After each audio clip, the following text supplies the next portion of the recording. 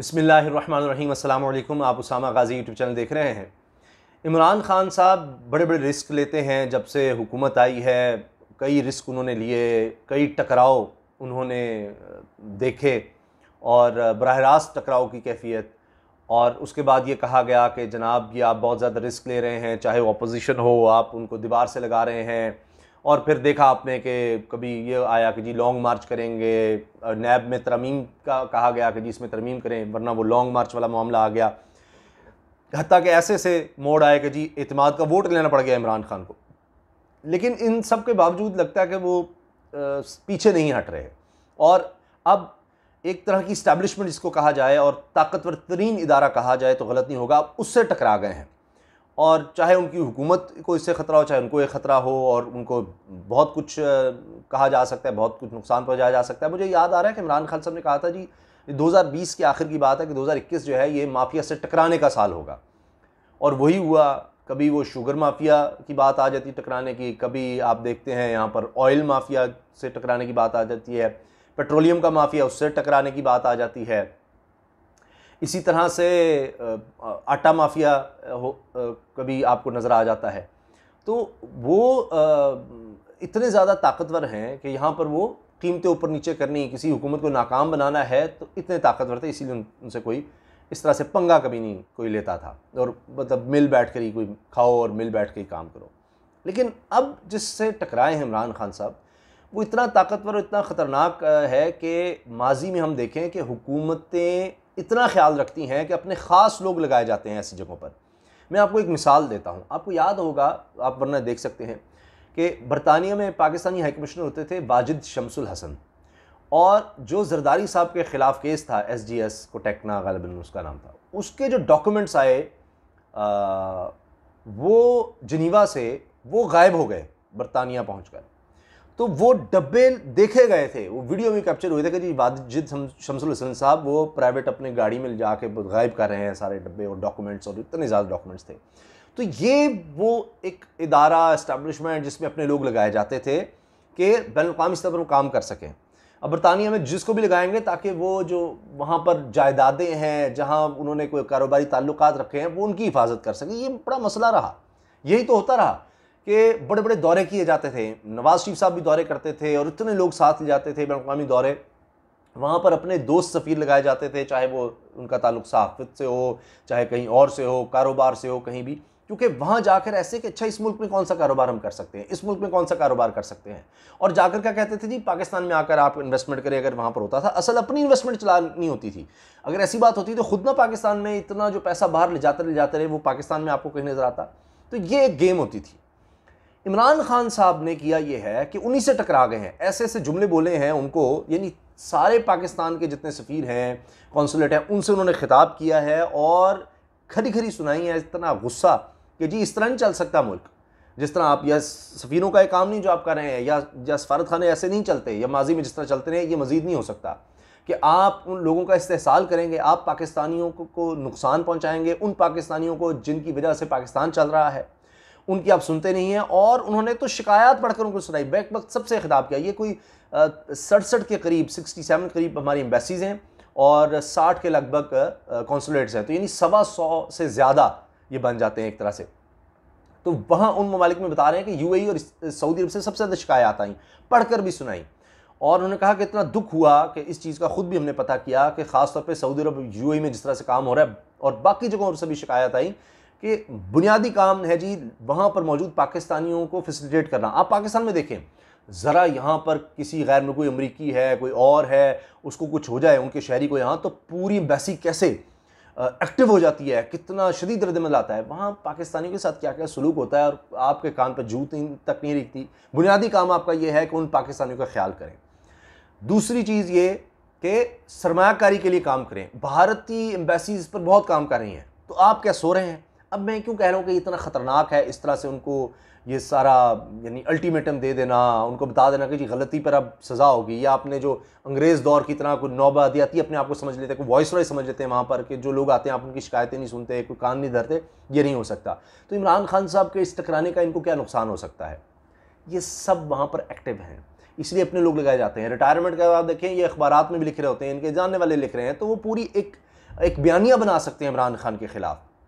आपने देख लिया ब्यूरोक्रेसी का क्या था, आकर खुद इमरान खान ने जब कहा कि जी ब्यूरोक्रेसी गो स्लो हो गया, फाइलों पर दस्तखत ही नहीं हो रहे, कुछ भी नहीं हो रहे, काम ही नहीं हो रहे, तो बदनाम कौन होगा? हुकूमत होगी। अगर पुलिस करप्शन करेगी तो बदनाम हुकूमत होती है। तो इसीलिए अगर पुलिस कोई काम नहीं करेगी, उसके अफसर नहीं करेंगे तो बदनामी तो हुकूमत की होगी।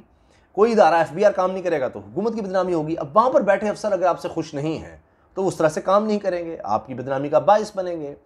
ब्यूरोक्रेसी अगर स्लो हो जाएगी तो फिर वो कहते हैं जी नैब से हमें खतरा है इसलिए हम साइन ही नहीं कर रहे, साइन नहीं। इमरान खान साहब को कहना पड़ा कि जी नैब से हम कह रहे हैं आपको तंग नहीं करेगा, आप काम करें, ये मामला ना रोकें।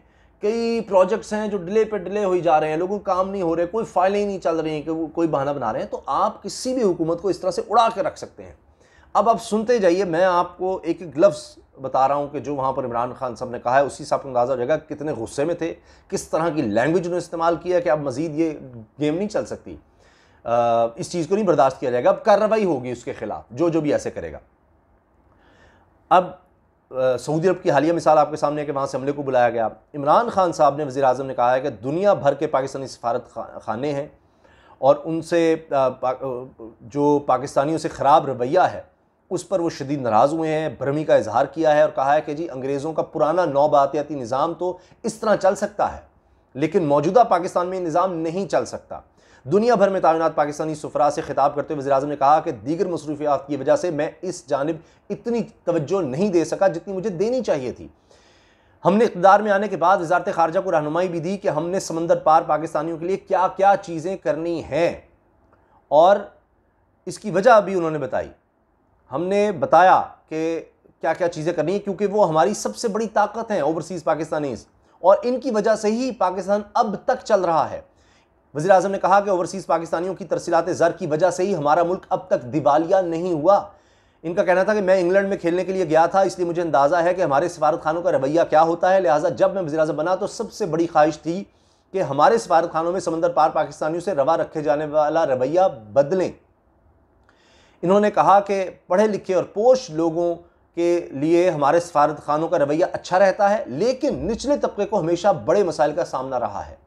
वज़ीर आज़म ने कहा कि 70 और 80 की दिहाई में इंग्लैंड में हमारे सफ़ीरों और सफारत खाने के अमले का मजदूर तबके से रवैया बहुत ख़राब होता था। मजदूर की तवक्कुआत तो अपने सफारत खाने से वाबस्ता होती थी लेकिन कुछ सफ़ीरों और एहलकारों का नौबातियाती दौर वाला रवैया होता था, लेकिन अब सफारत खानों में ये रवैया नाकाबिल कबूल है।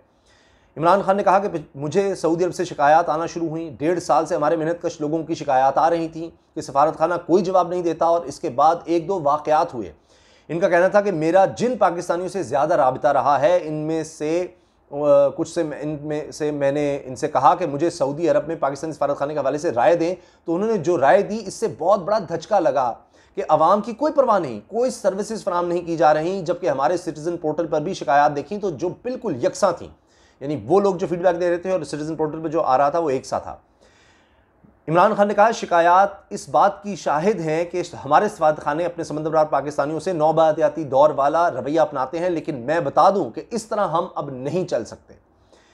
इमरान खान ने कहा कि अंग्रेज़ों का पुराना नौबातियाती निज़ाम तो इस तरह चल सकता है लेकिन मौजूदा पाकिस्तान में ये निज़ाम नहीं चल सकता। सफारत खाने का काम अपने लोगों को सर्विसेज फराहम करना है और इसके बाद इनकी पूरी कोशिश अपने मुल्क में सरमायाकारी लाने पर होनी चाहिए। इस मौके पर वज़ीर आज़म ने भारतीय सफारत खाने के अमले की तारीफ करते हुए कहा कि पाकिस्तान के बरक्स भारत के सफारत खाने अपने मुल्क में सरमायाकारी लाने के लिए बहुत ज़्यादा मुतहरिक हैं। वज़ीर आज़म ने सिटीजन पोर्टल पर समंदर पार पाकिस्तानियों की जानिब से दर्ज कराई गई शिकायत भी पढ़कर सुनाई, जिसके मुताबिक रोज़मर्रा अमूर में इल्तवा का शिकार होते हैं, दिए गए वक्त पर काम नहीं करते, अमले का ख़राब रवैया, अवामी शिकायत के हवाले से आला सतह से कोई निगरानी नहीं, शिकायत के अजाले के लिए गैर संजीदा रवैया शामिल है इन शिकायत में। सफारत खानों में समंदर पार पाकिस्तानियों को दरपेश मसाइल की मज़ीद तफसीलात बताई। इमरान खान ने कहा कि मुस्तकबिल के हवाले से भी उन्होंने बात की और कहा कि मुस्तकिल निशानदेही के बावजूद इनके मुस्तकिल हल के लिए कोई पॉलिसी इक़दामात नहीं किए गए।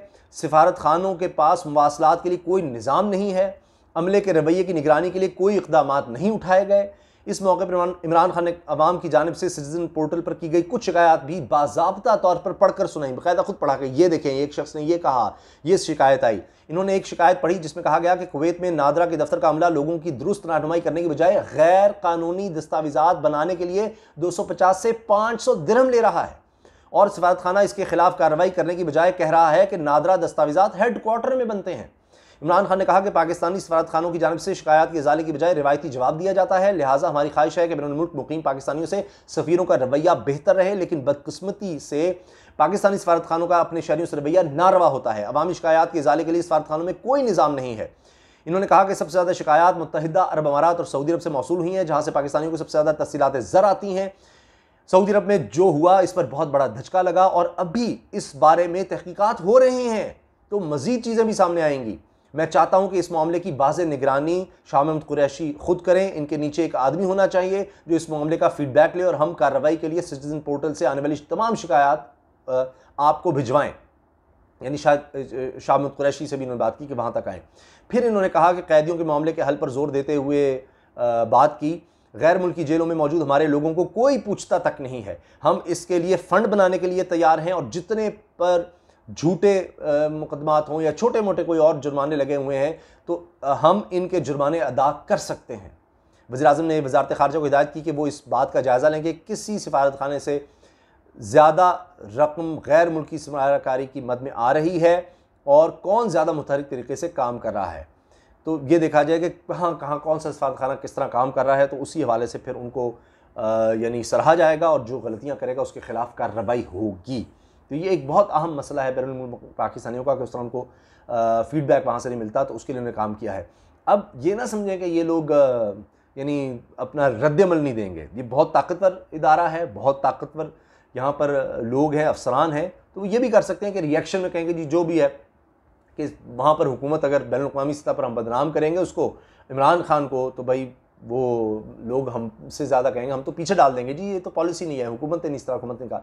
तो इस तरह की हम बातें करके उल्टा ये कि जी यहाँ पर हुकूमत को भी बदनाम कर सकते हैं और अब तो कल को उन्होंने वोट भी डालने हैं, तो अगर वहाँ सफारती अमला बुरा काम करेगा तो बदनाम तो हुकूमत होगी। तो ये अब एक बहुत बड़ा रिस्क ले लिया है इमरान खान साहब ने कि उनको इतना बदनाम करके इंटरनेशनल इस्टेब्लिशमेंट से अगर आपने ताल्लुकात बनाने हैं तो ये सफारत खाने आपके लिए पॉजिटिव रोल कर सकते हैं और यही आपके लिए नेगेटिव रोल भी प्ले कर सकते हैं। तो ये दो धारी तलवार है जिसको ललकार दिया इमरान खान साहब ने और वो परवाह नहीं कर रहे कि भाई कौन कितना बड़ा अफसर है, किस तरह है, मेरे खिलाफ क्या कर सकता है, क्या नहीं हो सकता, बस टकराते चले जा रहे हैं, टकराते चले जा रहे हैं। तो आपका इस बारे में क्या ख्याल है, राय का इज़हार ज़रूर करें। वीडियो अच्छी लगे तो लाइक कर दें, बेल आइकन पर क्लिक भी कर दें ताकि हर वीडियो के बारे में आपको फ़ौरन इत्तला मिल सके और चैनल को सब्सक्राइब भी कीजिए। अल्लाह हाफ़िज़।